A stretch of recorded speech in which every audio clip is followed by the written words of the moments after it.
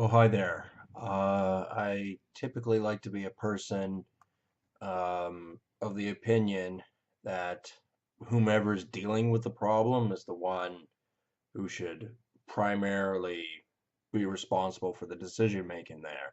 Obviously, there can be people looking in, giving advice, opinions, whatever. But I don't think decision making should be done by people who are not directly, um, working on a specific project. And right now, project isn't the right word. Operation would be better word to describe the situation in regards to the caravans that are moving northward to the American border.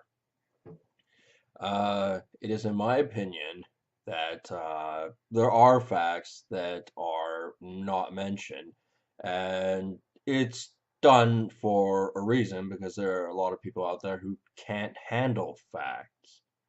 And, if you sit down and you really think about it, then, it all starts to make sense. And anyway, I read a few paragraphs on the NBC side.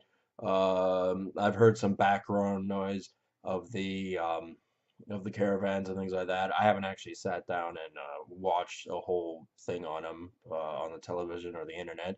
I just watched a quick clip of this Republican woman who had voted for Trump, and now she's going, well, I didn't agree with his policy on this, the show of force.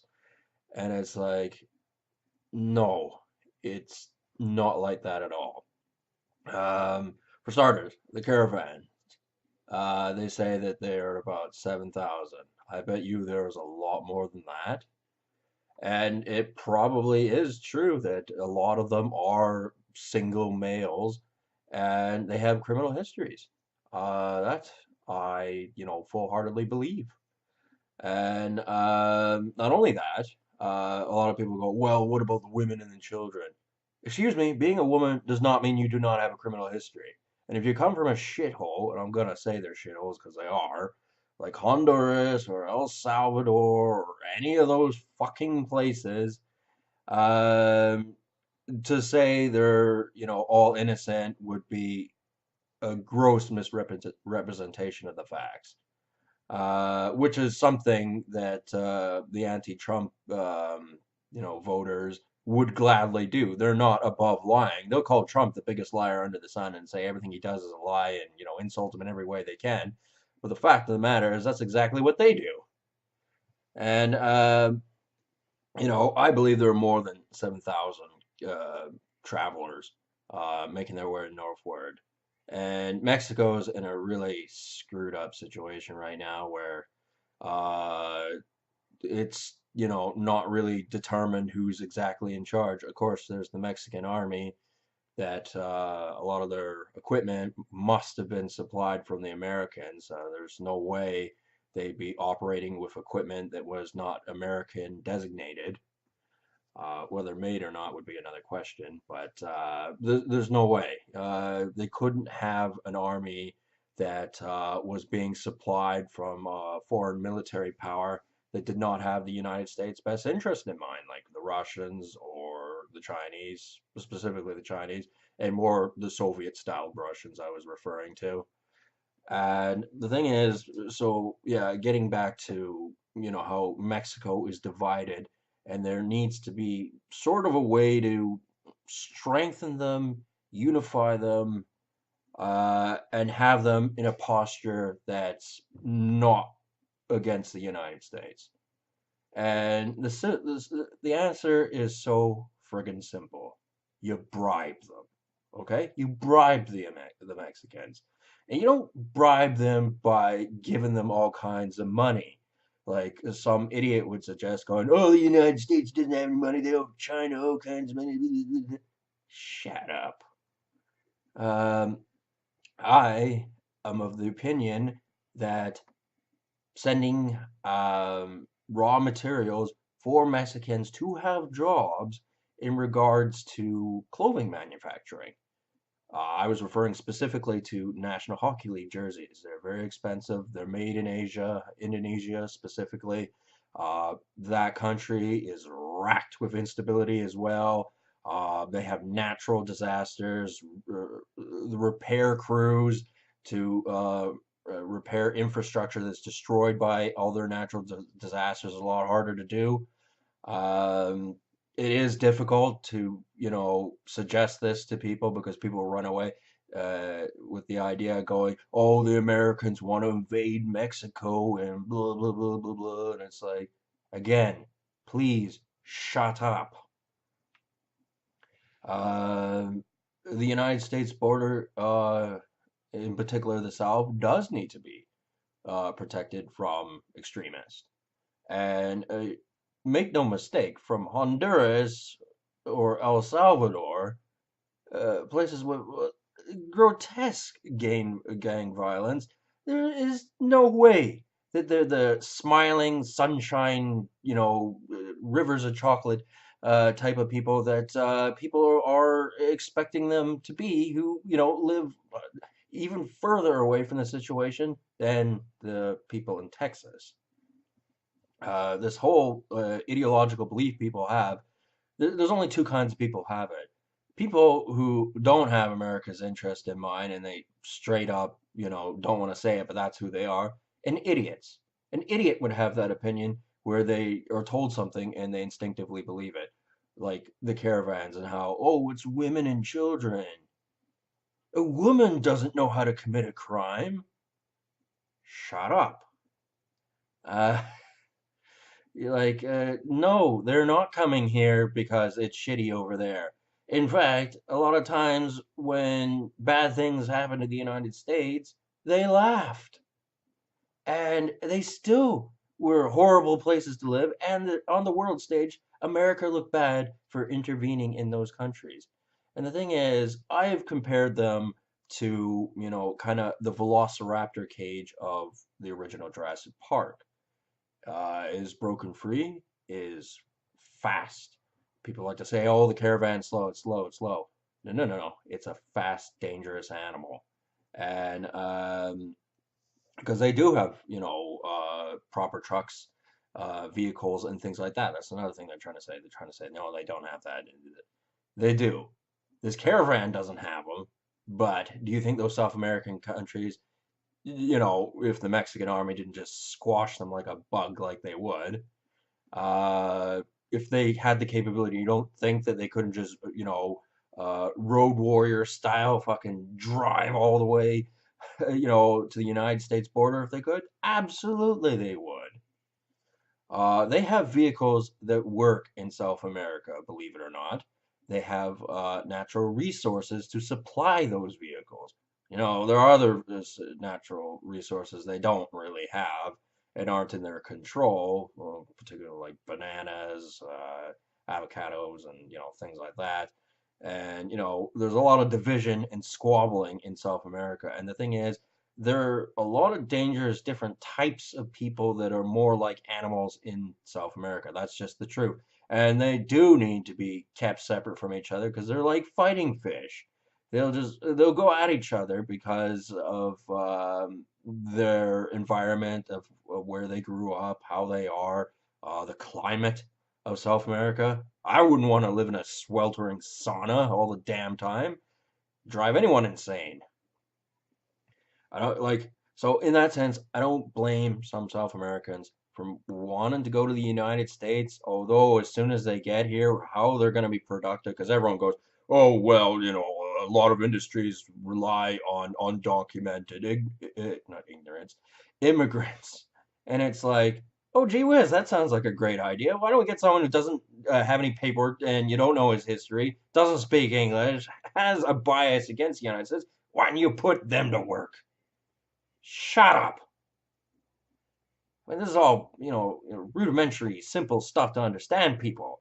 I mean, it's cold hearted. I'll admit that. I'm a little bit cold on the subject, but it's like, if I can put my 2 cents in, my opinion, I am saying everything that Donald Trump is doing to keep illegal immigrants, therefore, all the bad people out of the United States, I'm all for it. He's right. Absolutely right.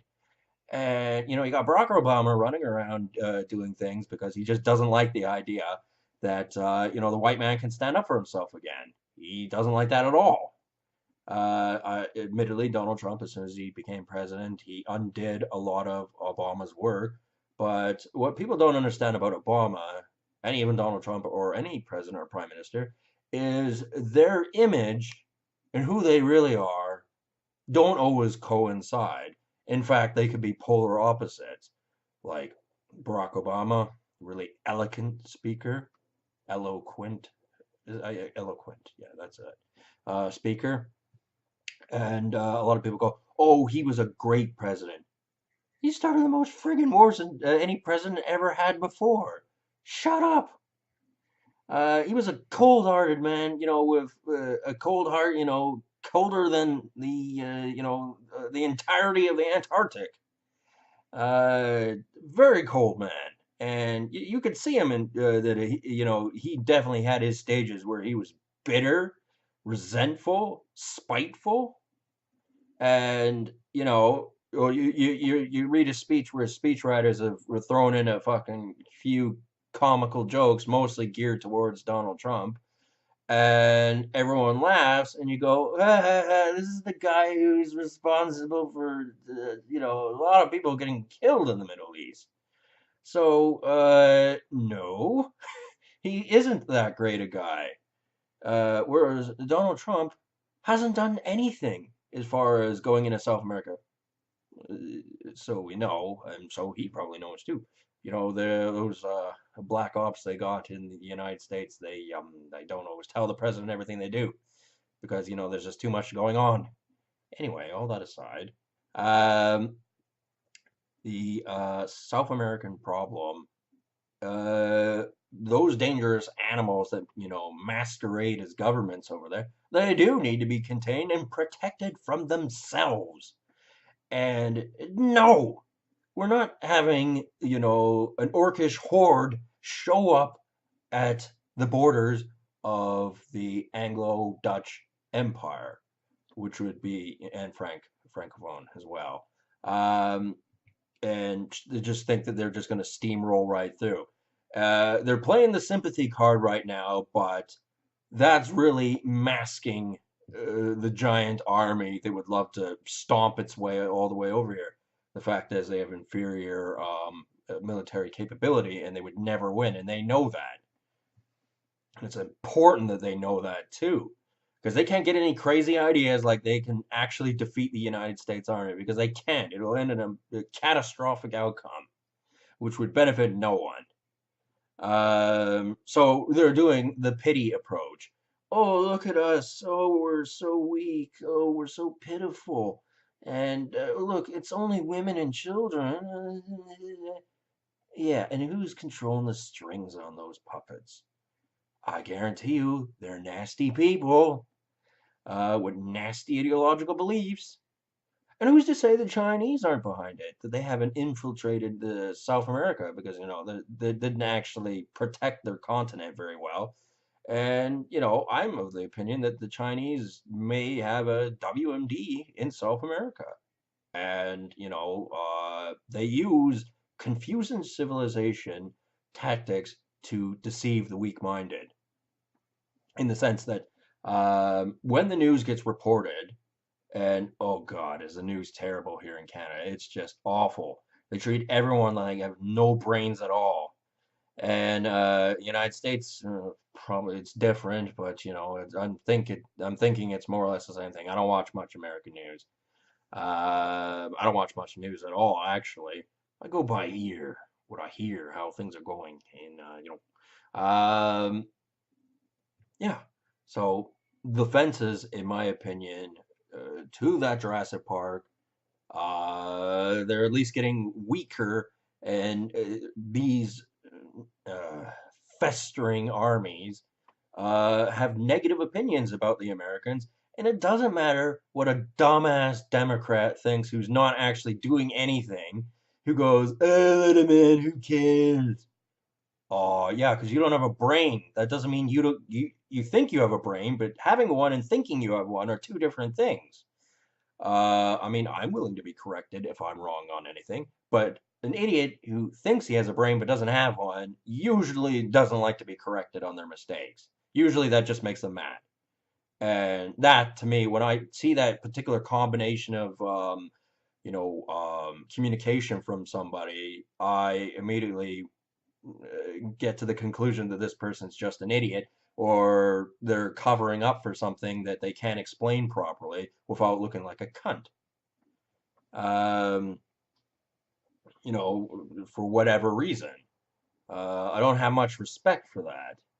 And I mean, again, there are, the governments all have their spin on the story, depending on which one you're talking about. Uh, the NBC news media outlets, in a way, they're their own government. They have their powers, but the president of the United States also has his powers. Then you got the cult of personality like Stephen Colbert, who has obviously lost his shit long time ago. He's not a funny man anymore, not at all. He just looks pathetic, and I feel bad for him. I don't know exactly where his headspace is. I don't watch much of his show other than I know that he's a little bit out of it. Okay. I bet he has an opinion about the caravans, and I bet it's a stupid one. And the best way to go about this is think of it as how you're doing. All this conversation about, particularly from Justin Trudeau, about equality and this, that, and the other, basically Justin Trudeau spreading his ass cheeks as wide as he can to the world. Um, it is stupid because what he's really saying is the general public is to take less. Everything you have, you're going to get less of it because you have to share now with people who don't even like you and won't like you anyway, no matter what happens. They'll look at themselves as conquerors, as a matter of fact. I don't know about you, but I don't like being conquered. Being conquered sucks. It's not fun. Um, and like this a big apologetic frenzy where it's like all of a sudden if you're white you have to apologize for everything, and it's like, no, I don't. Oh, did that happen? Shut up, I don't give a damn. It ain't my goddamn problem. Don't make it my problem. And that's not the answer that crazed baboon wants to hear in South America, but it is the answer they're going to hear. It's as simple as that. Like with these migrants, it's not 7,000. That's the public face of it. Really, there are millions and millions and millions of them that want to go into the United States, and it's just not going to happen. Maybe they pick the best ones for the cameras so to, create propaganda saying, oh, but it's women and children. Donald Trump is a reasonable man. If they qualified for whatever kind of I don't know what the United States offers in this situation. I really don't. But if they qualified for it, that's one thing. But to suggest because they're women and they have children with them that they're innocent, no, big negatory on that one. And some people they have the most insane opinions. In fact, there's one zombie movie I particularly remember well, except I don't remember what it's called, and I don't actually like zombie movies. So anyway, I believe there was an undertone of racial arguments amongst themselves. And basically, it was a pen. It was an older zombie movie. They were in a pen with, supposedly it was like a zombie apocalypse or something like that. And the one guy of color, I'm not even sure where he's from. He might have been Mexican, but I think he was Iranian actually, in real life. He got bitten by a zombie and he slowly started to turn. And as he was turning, he opened the gate and let all the zombies in, and of course the zombies continue to eat him, and the zombies pretty much got everyone else, and it's like, no. If you get your brain, dysfunctioning, not working properly, and all that sort of stuff, and you actually believe their rhetoric, and you have beliefs that are contradictory to United States or Canada or any other European type place, then unfortunately you have the right to go over there. They don't have the right to come over here. It's as simple as that. There's no this. Oh, let's not have borders anymore. Let's everybody be friends. Yeah, except you're ignoring the fact that those people are psychopaths. You're ignoring that fact deliberately because it's convenient for you in the political sphere. And, that's all rather insane when you describe it like that. And these people who, they put on the porcelain mask of, being friendly, being kind, doing the right thing, Captain American type stuff. Stupid blue suit and fucking shiny shield and all that kind of crap. And it's like, uh, no, no. And, I know this video is going to get a lot of hate, but that's not exactly why I made it. I made it because it had to be said. There are monsters that are supposed to be people, but they've long since stopped being people, that live in South America that want to come here. And guess what? It's not happening. And, it would be better if we could bribe the Mexican army into stopping them in their tracks. Therefore, this big giant, Cold War style wall along Mexico and the United States doesn't have to be full blown, every sophisticated piece of technology there. It doesn't have to be that necessarily, because if we give the Mexicans jobs such as manufacturing of clothing, which they're going to need if they need clothing that regulates body temperature with increasing worldwide temperatures because of climate change. I believe this to be a significant enough bribe to keep the Mexicans relatively happy and keep essentially the scum of the earth from South America migrating north. And, this would be a good business move because, you know, Donald Trump wouldn't have to spend as much money on the wall. And, I wouldn't want to say it's being paid in increments to the Mexicans to keep them where they are and keep the South Americans where they are, but it's kind of, it's maintaining a balance is what it is.